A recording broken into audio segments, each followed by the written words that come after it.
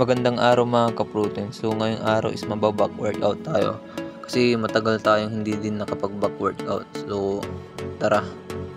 So nagkape muna ako mga ka-protein kahit ang init-init. Pero yan yung sikreto natin para lalo tayo ng ganahan magbuhat. So ayan mga ka-protein is nagwalis muna ako sa pagbubuhatan natin. Tapos ito yung una kong ginawa mga ka-protein, pull-ups. Bali ang ginawa ko dito 1 set tapos 8 repetition. Pero bago ako nag-pull-ups mga ka-protein is nag-edge stretching na tayo niyan.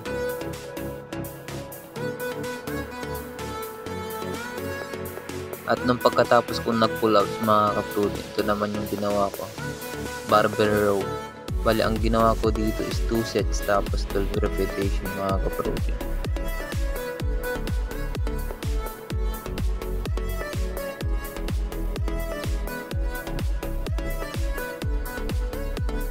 At nung pagkatapos kong nag-2-sit dun sa barbell row mga ka-protein, ito, dinagdagan ko ng weights para maganda-ganda yung ng muscle natin mga ka-protein.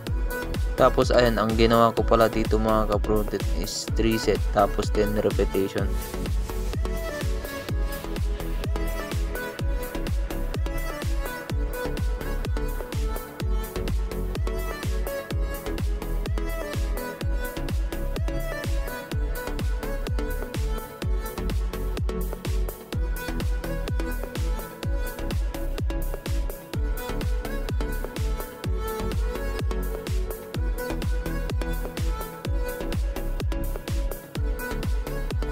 At nung pagkatapos nating nag-barbell row mga ka-protein, ito, barbell row ulit yung ginawa natin. Pero ang tawag dito is reverse grip barbell row. Tapos ayan, ang ginawa ko dito mga ka-protein, 2 sets tapos 12 repetition.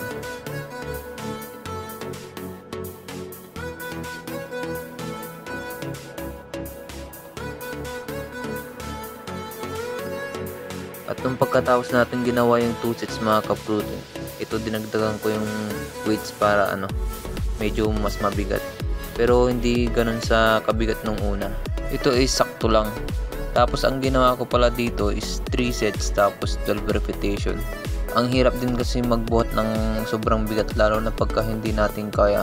Baka ma-injure pa tayo or hindi natin ma-execute ng tama. Buhat pugi lang tayo mga ka-protein.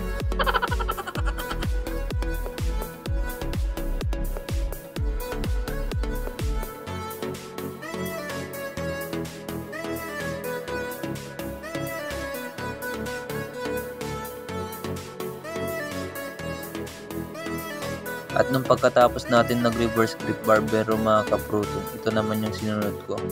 Di ko alam kung ano yung tawag dito. Pero ang ginawa ko dito is 2 sets tapos 12 repetition. Bali, ang focus niyan mga ka-protein is yung lats natin.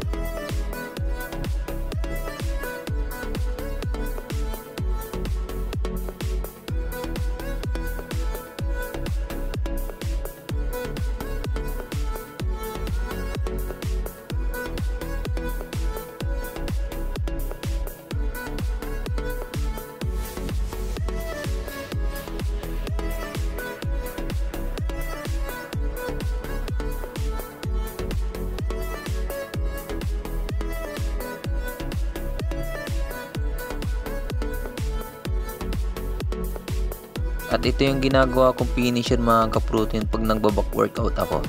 Ang tawag nito is arm straight pull down. Bali ang ginawa ko dito is 3 sets tapos 12 repetition.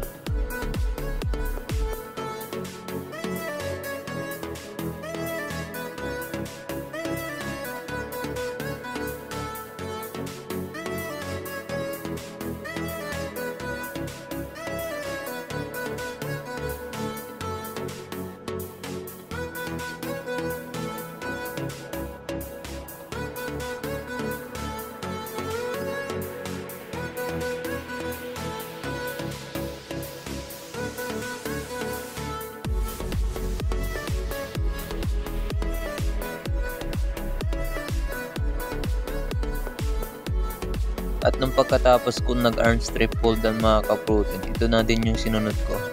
Bali, nagalaw din yung real deads natin. Kaya, ayan, training ko na din yung real deads natin mga ka-protein. Tapos, ayan, ang ginawa ko dyan is 2 sets tapos 12 repetition.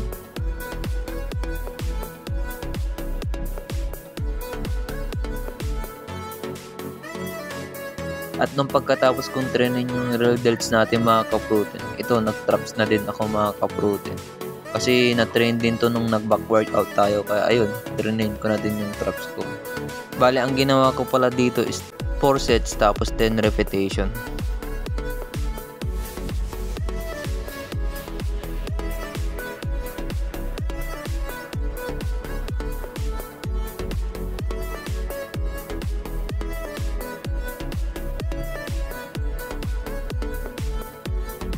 At nung pagkatapos kong nag-workout mga ka-protein, ito naman yung post-workout meal ko mga ka-protein.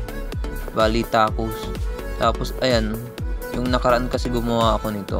Ang nilagay ko is chicken breast. Ngayon naman is nilagay natin is beef na.